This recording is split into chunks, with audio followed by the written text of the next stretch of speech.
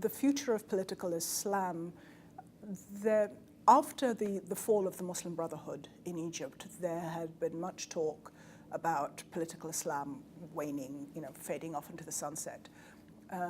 This is, in our opinion and according to our findings, a wildly inaccurate view. Political Islam is not going anywhere.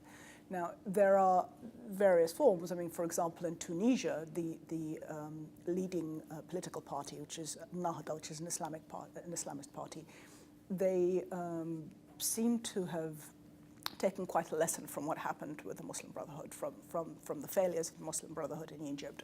And as a result, the discussion in Tunisia was significantly, there was a great deal more compromise, there was a great deal more listening, and just before the release of the Tunisian constitution, the Nahda did actually step down as a political party, which was the first time this had ever happened in the Arab world. There is a reason why Islamist parties have always done so well in the Middle East. In many cases, they provide the common or basic goods that the governments had never been any good at providing. So they have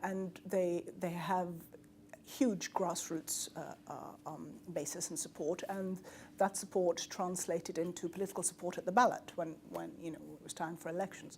However, it turns out that this grassroots experience in essentially charity work and support for the people does not translate into any sort of political savvy.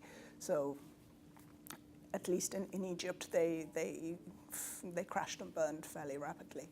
However, there is no reason whatsoever to suppose that political Islam is going anywhere or has been dealt a death throw. We just have to wait and see how it continues to play out across the separate countries.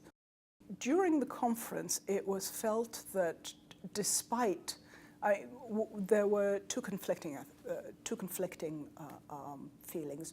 One was that Europe, and particularly the United States, had not been particularly supportive during the transitions and had been consistently behind the curve and had a weak and inconsistent and incoherent foreign policy. However, it was still felt that many people did wish to continue to be engaged with the European Union and the United States. They did wish them to have a role. They did wish them to be there for support and cooperation. And therefore, the report lists a